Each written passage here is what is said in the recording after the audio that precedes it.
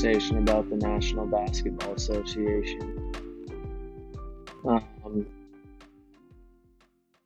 so I know it's early, and I feel like the NBA. This happens a lot where teams will come out real hot and fizzle out a little bit. But what do you think of your Warriors being atop the Western Conference right Um, well, I think that's a really good win at Oklahoma City last night. Um, that game and I think the best win of the current road trip one. This is a 1, 2, 3, 4, 5.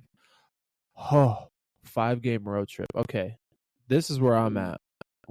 5 games, 6, 7. 7 of the first 10 games have been on the road, and we have our 1, 2, 3, 4, 5, 6-1 on the road, and we're 8-2 so far. I like that.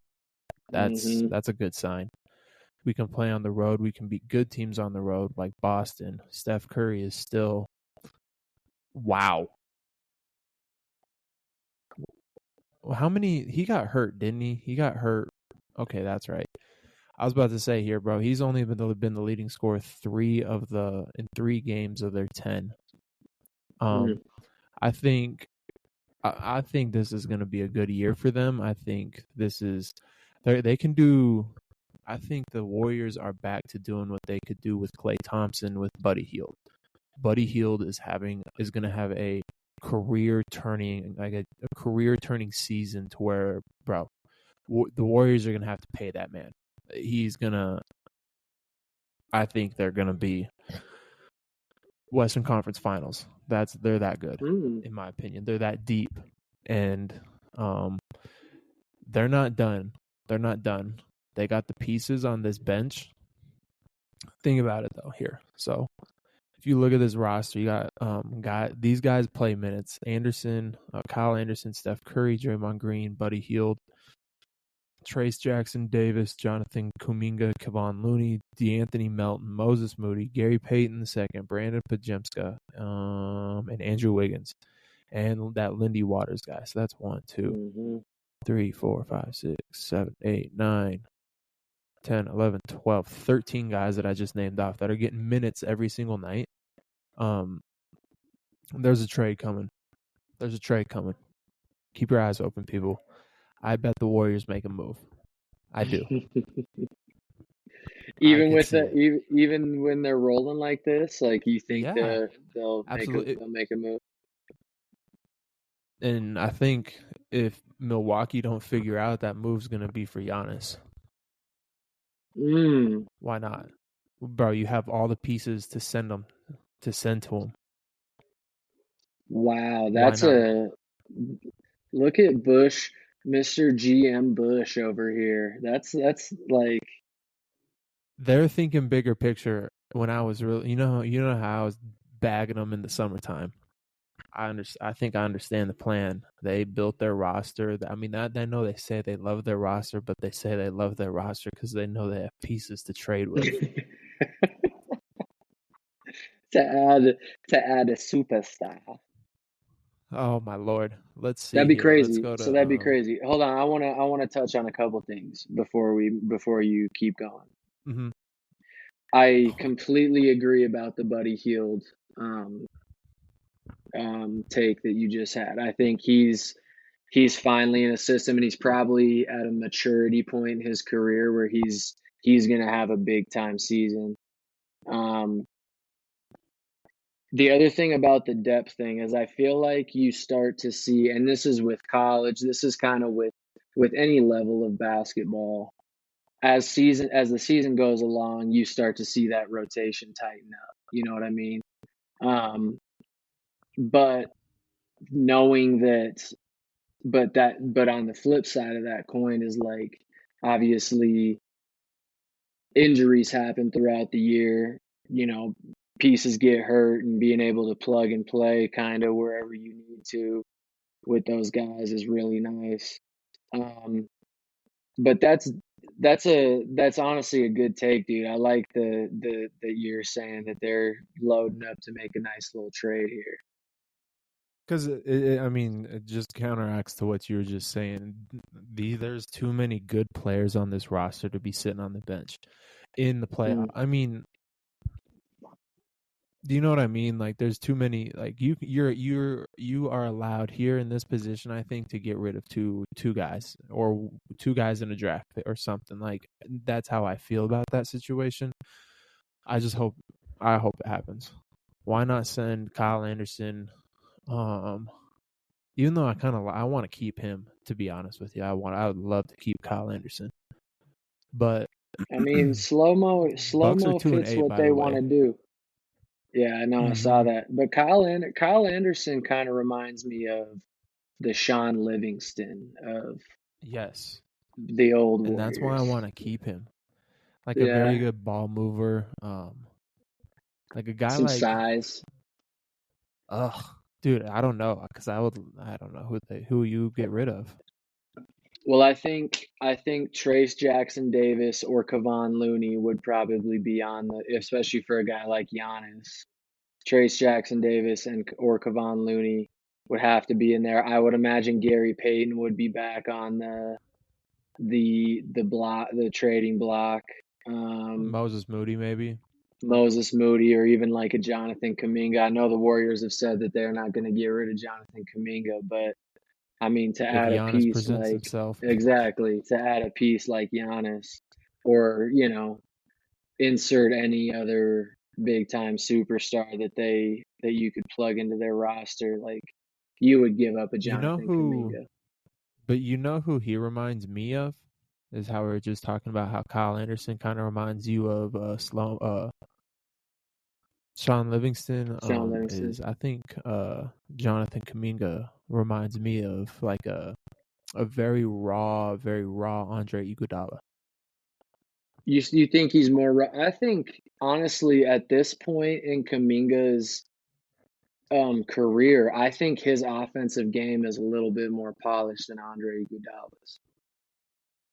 Yeah. Like I think Andre Iguodala, like he was the number one or number two option on those 76ers teams that were terrible. Am I off on that? I think he No, because like he had because he played with AI, so he was like a yeah, second on. It was him and AI. It was the two AIs at one point. but I think but I'm pretty sure they weren't very good. Um, No, but to me, Jonathan Kuminga, like he's a little bit more polished, I think, offensively. But I agree with you, like he has that kind of big guard wing versatility, um, while also being able to be a ball handler a little bit too. it's interesting. Like so, it's just interesting how these guys rotate. Because like Trace Jackson Davis played 5 minutes last night. I don't know if he got hurt or not. Scored 2 point whatever that was, but like Buddy Hield comes off the bench, and I think that's big for him too. Damn, Kaminga had 20 last night. Steph had 36. I saw his highlights. He was cooking them. But what I was gonna say about their roster, the last thing about their roster that I'll point out is like Steph's 36, Draymond's 34. Then you got Kyle Anderson 31, Buddy Hield's 31, Hmm. Gary Payton. Damn, Gary Payton the second's 31, and then outside of that, everyone's roughly between 26 to 29, besides a Yeah, couple rookies. So pretty that's a experienced big. roster. That is an experienced roster. So I like how the start is for sure. Absolutely. The other thing, staying in the Western Conference real quick, then we can move on because I want to ask you about the Eastern Conference too, is people were tripping about the Nuggets. I wasn't one of them included. They're 7-3. They're going to be just fine. Like they're going to be in that hunt. Also, a team that I think is going to make a move at some point. If Nikola Jokic is on the court, you have a You're chance okay. because Yeah. he almost beat the best basketball roster of all time. One of the best basketball rosters of all time.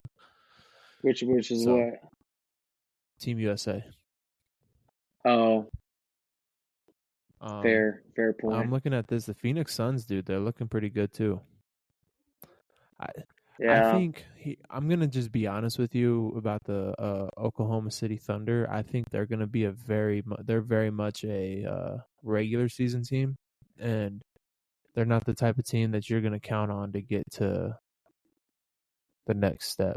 I think. I don't think they Do you got think that's still a youth thing? Do you think that's that yeah, they're still pretty 100%.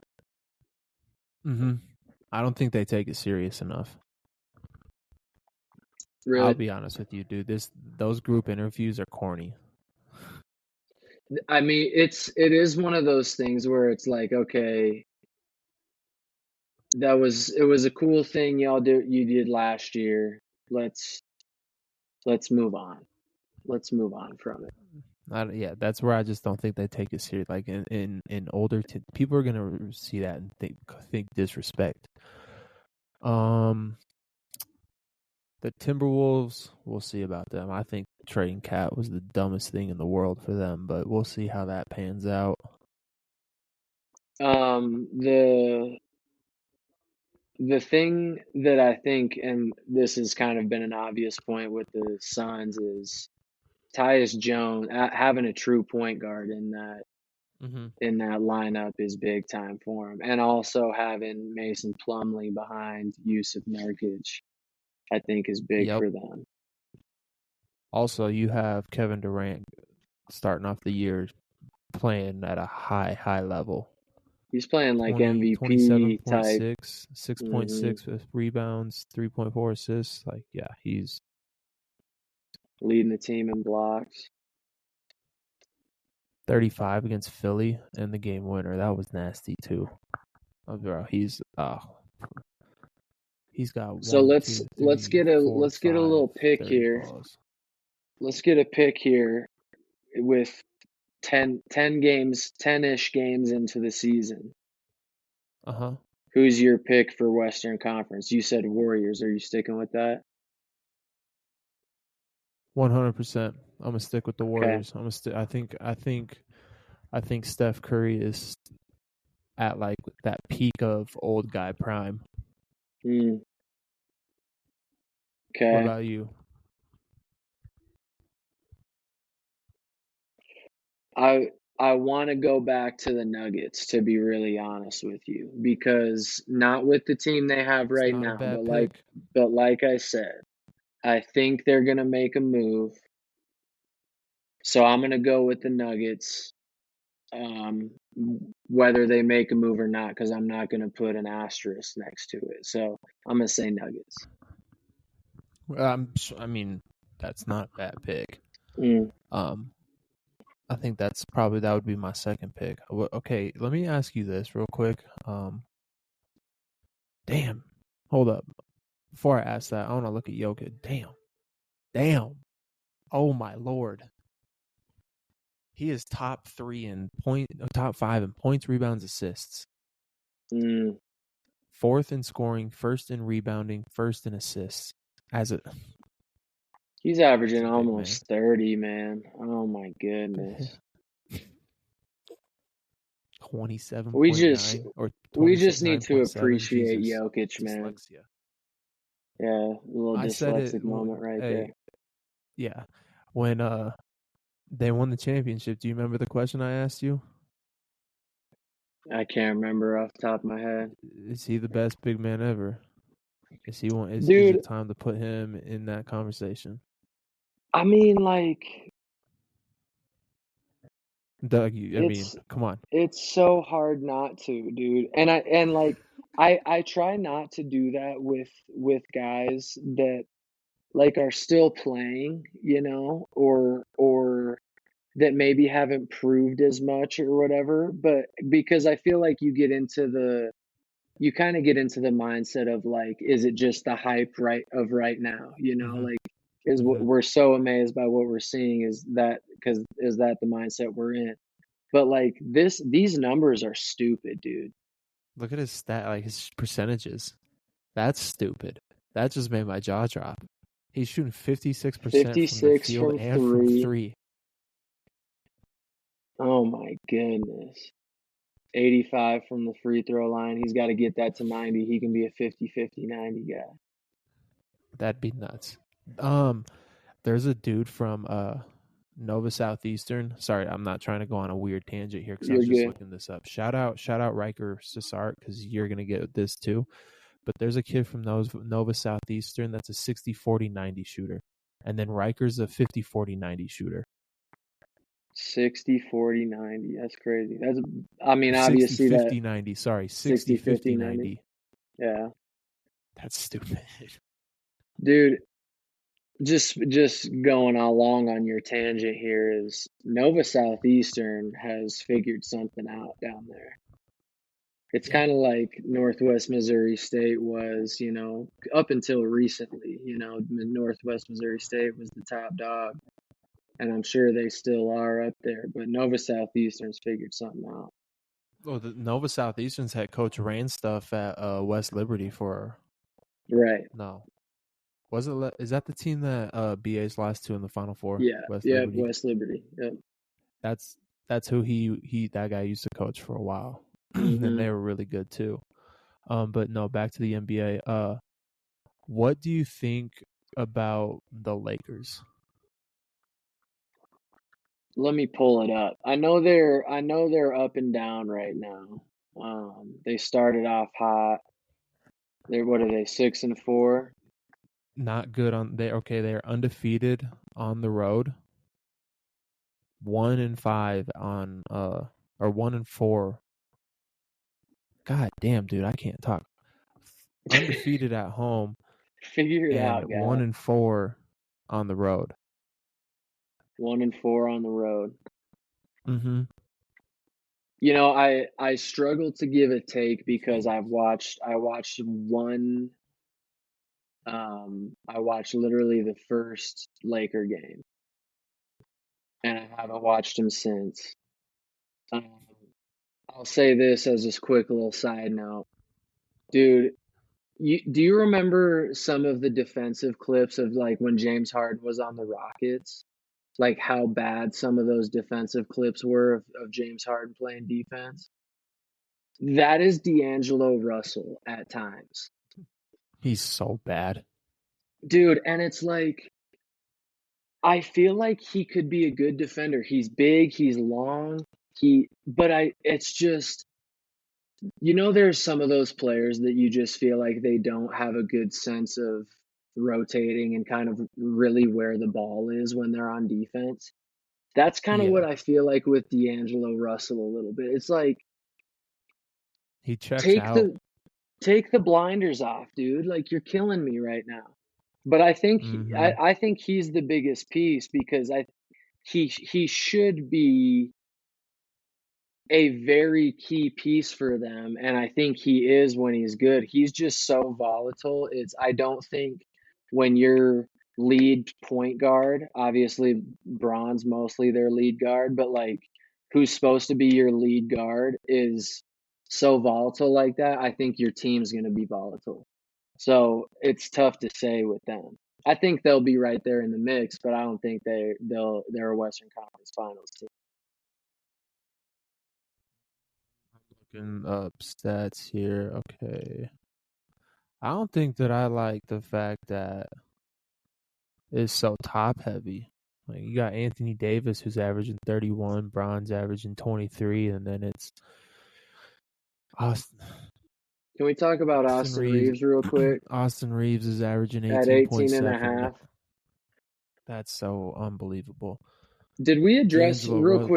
real quick, pause real quick. Did we address the Austin Reeves take that I had like way, way back, probably a year and a half ago?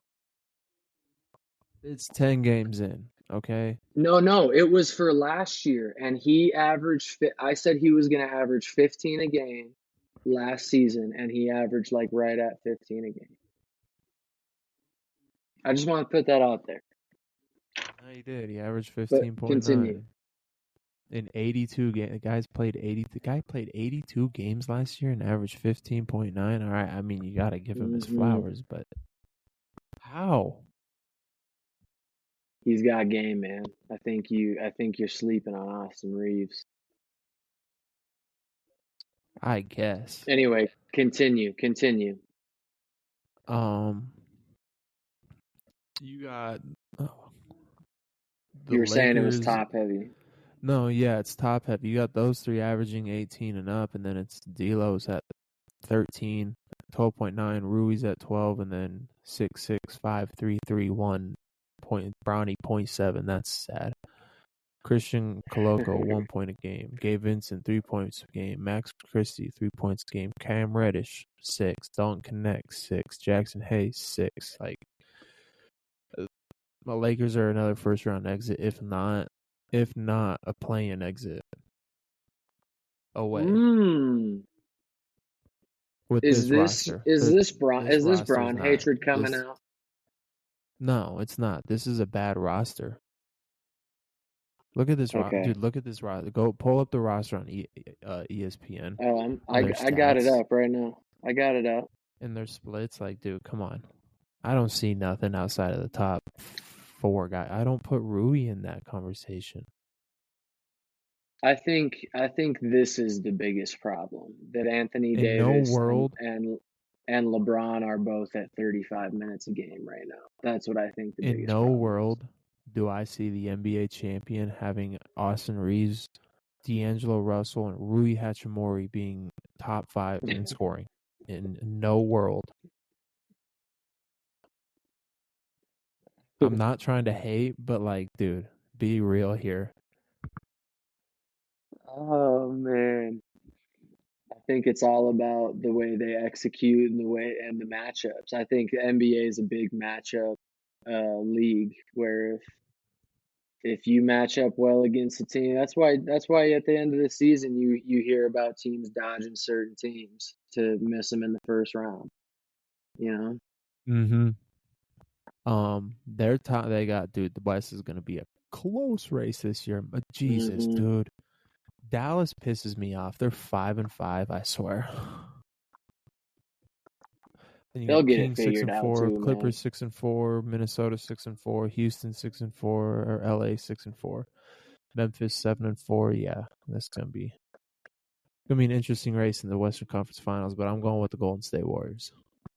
All right, you got the Warriors, I got the Nugs. We got to go to the Eastern Conference real quick, and then we got to hit on some college. But Eastern Conference, this is the Cavs being undefeated still blows my mind. That's what's a good term for that? Water under the bridge. Yeah. I don't even. I'm looking past that. That's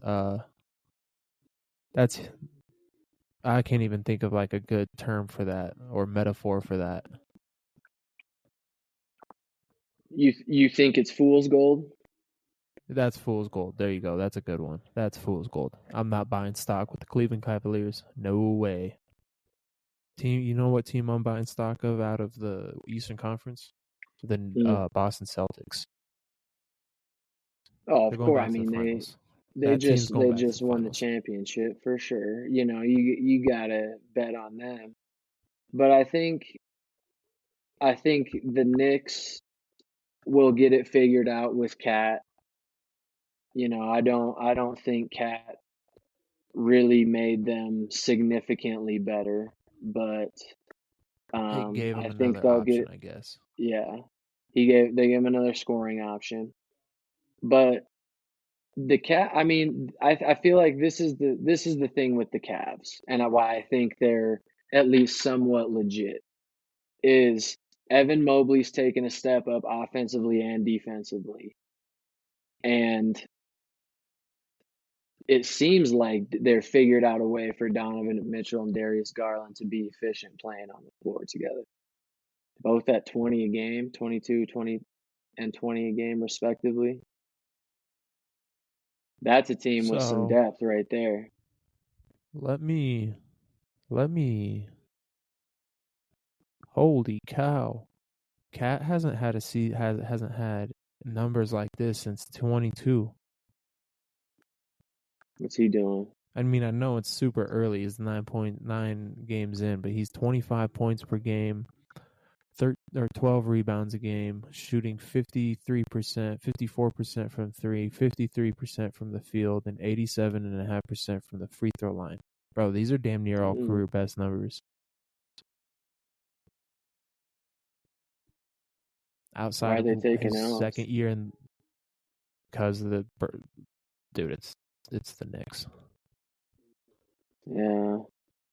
Mitchell Robinson's, I think, hurt still, too. Yeah, it looks like it. Yeah, he hasn't played a game, so Which is huge, actually, now that you mention it. they'll figure it. When he comes back, they'll be all right.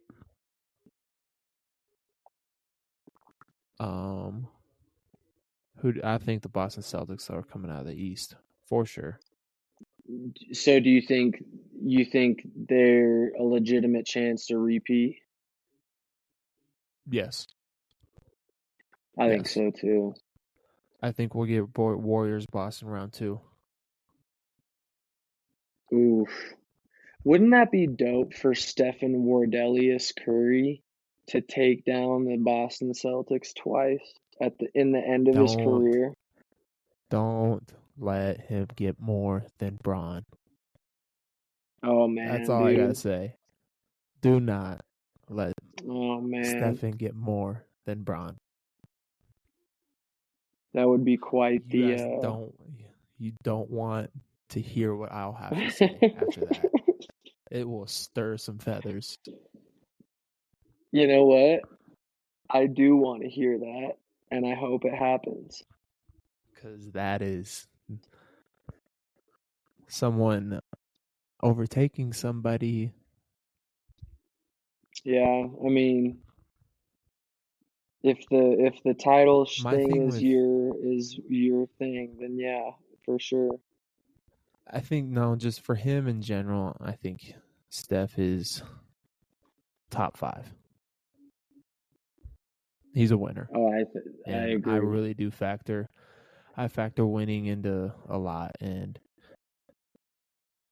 he has a winning record in the finals. He has a winning record against arguably one of the great in the playoffs and series wise, a lot of people's greatest of all time. So like the fact that he's got the better head to head there, to me that speaks on a resume big time. Yeah, and I think a lot of people would agree with you on that. But you want to move on to college? Oh, I thought you were gonna say something else. Yes, I would love to move on to college. I don't have anything else on the NBA. I haven't really been watching it religiously, just watching stats. Yeah, I haven't watched a ton either. I've watched a few games here and there, but I think that's a good start on NBA. That's a good 27 minutes of NBA talk. Whoa.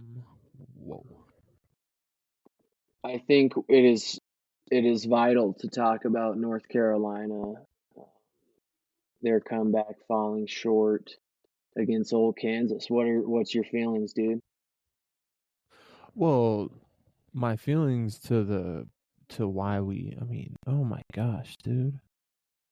I don't mind that we dropped one spot in the rankings, I guess, but that was a good comeback. You can't reward losing. But how did what? Iowa State won and they dropped 2 spots. Auburn's getting I'm looking at the rankings right now. Auburn's getting 2 first place votes for what? Because they beat a number 4 ranked team on a neutral court. That's weak. I don't preseason rankings are stupid. I don't think before I get into that, do you think rankings shouldn't come out until about week 4, 5? Well, I just think, I think whether or not when they come out, I think the true rankings start to show themselves, kind of once you get into conference play, honestly, is when I think things really start to level out and you start to see the best of the best teams playing the best of the best teams. Not that you don't in some of these preseason tournaments, and those are a good gauge, but we've seen time and time again in the past of two big teams matching up in the Maui Invitational or something, and one team wins and then the other team, and then, the team that won falls off and, Mm-hmm. doesn't do as well. So True. I think True. it's, it's all relative, um, to where we are in the season. Like you're going to see some wonky stuff right now because, um, there's teams that are playing great opponents. There's teams that are playing some cupcakes, but they're highly ranked. So I think you're just going to see that, and then it'll start to level out once we get kind of into the more the heart of conference play. Back to North Carolina. I like the fact that there's 6 dudes in double figures in that game against Kansas.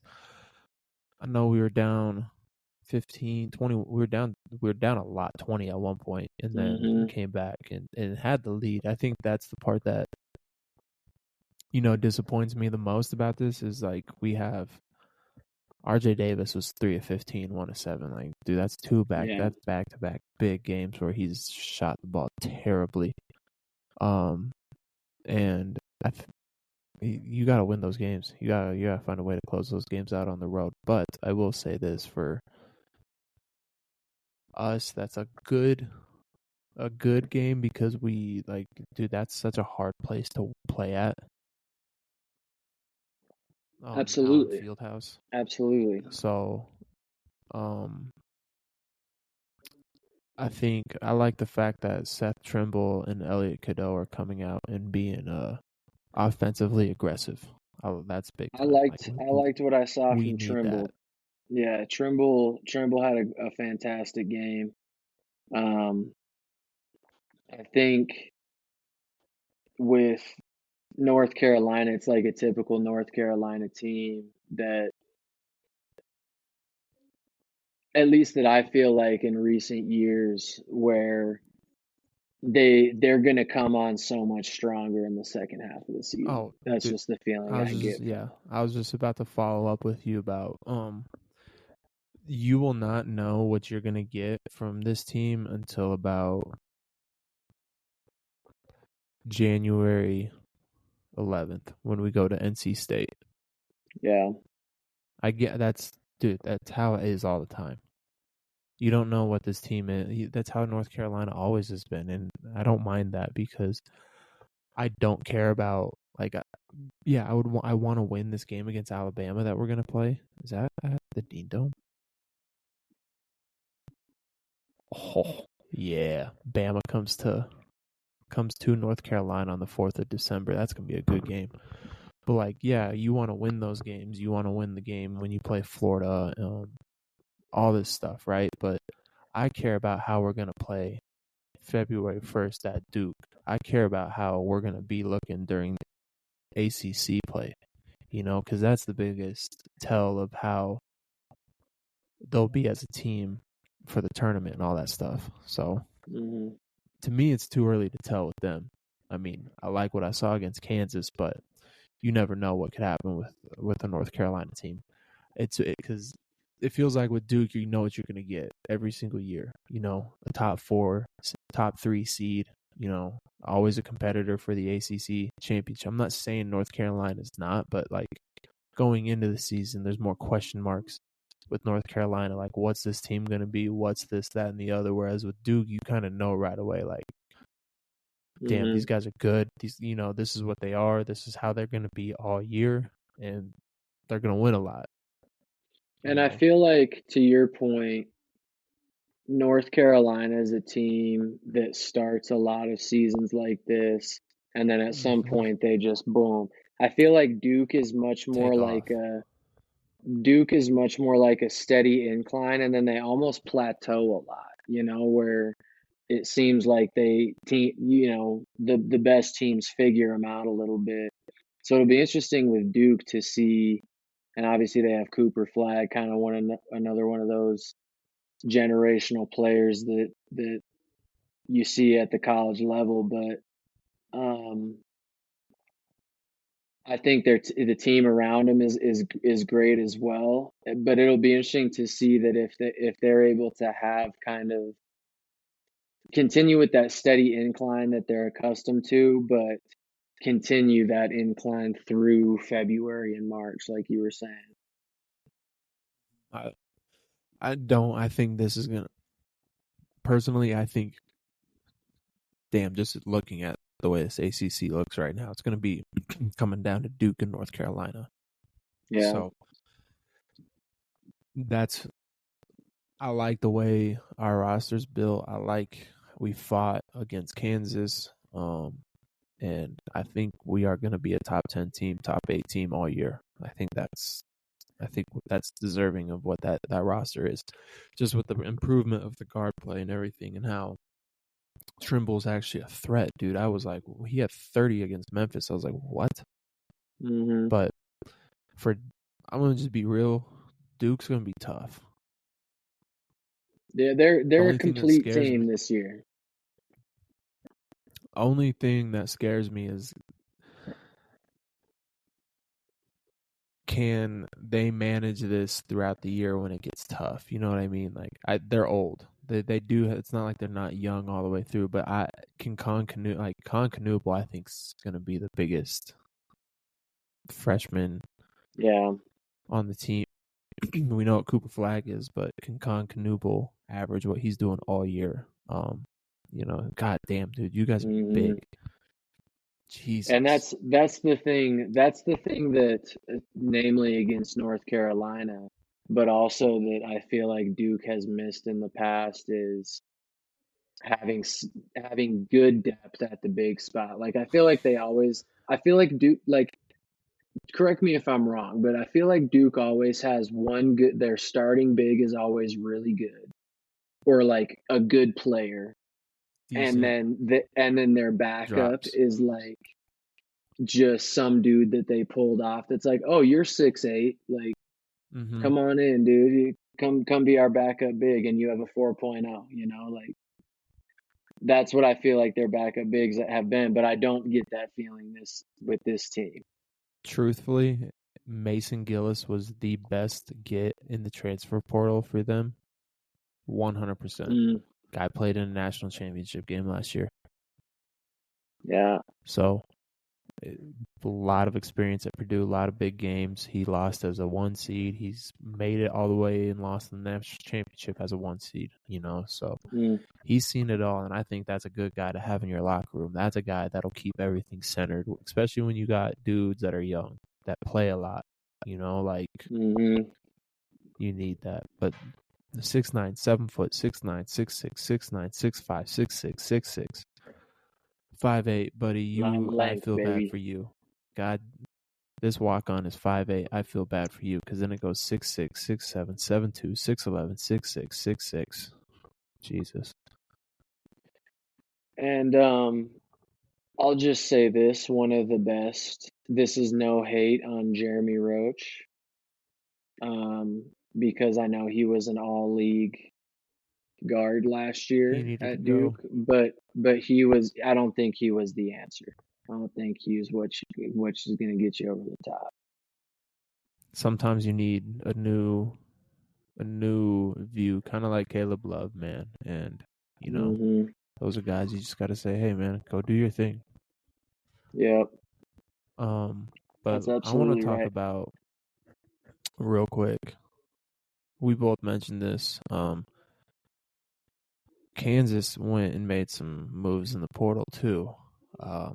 I personally don't think that they are going to be a Final Four team or even a Elite Eight team. I think that they get beat in the Sweet 16.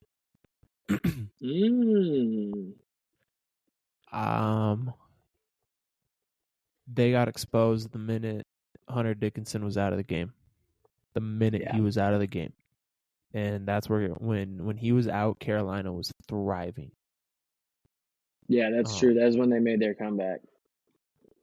And so I don't see that is going to be their biggest downfall, because he's such a good defender. Like, he's huge too, 7'2", Yeah, he's a 265. big Like, boy. that dude's he's their best defender. And so with him not on he has to be on the court all the time, and when it comes down to the tournament, or else they're going to give up they're going to have issues, I think. Yeah, I think you're spot on with they're gonna have to like in order for them to be a national championship team, I think they're gonna have to figure out how to be productive without Dickinson on the floor. But I will say this, I agreed with you that they were flat, and I agree in that sense. But I think they're still a legit national championship contender. Like I think there's a few teams that are legit national championship contenders, Alabama being one of them, Duke, um, some other ones that are clearly in that conversation too. But to me, they have way more depth than they did last year. Like they had like a 6 or 7 man rotation last year. They were not deep Yeah, at all. last year's team was really bad. Yeah. And two is they have a legit lead guard in Zeke Mayo and a legit big, and arguably two bigs with KJ Adams. But to me, KJ Adams is like I think he's a glue guy for him, but I don't think um, he's not in a he. I think he's a good piece for them. I think if he's one of your best players on the floor, I don't think you're going to be that great of a team. But they have a great lead guard and they have a great number one big. Yeah, yeah. Yeah.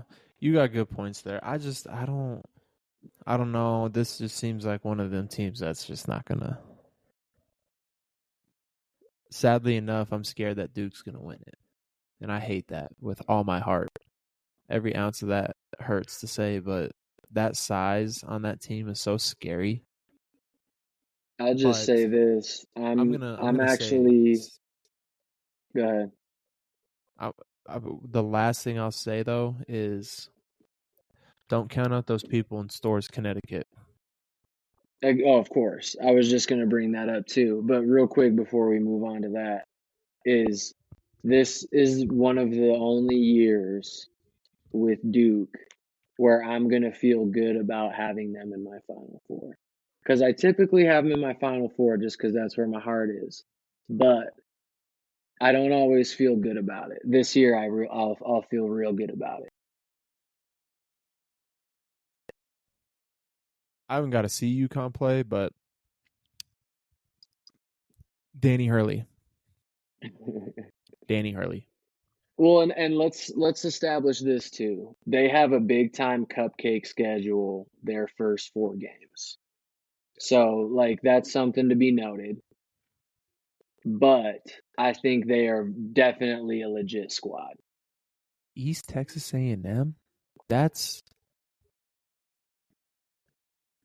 Yeah, used to like be Texas their A&M first 4 year. Commerce. I know. Yeah, it did. Yeah, that's Texas A&M Commerce. Yeah. Since they went D1, Wow. they might have flipped the name. But yeah, I mean, this is not a strong first 4 games at all. Like those should be 30-point wins easily. Um, but I think they're a legit squad.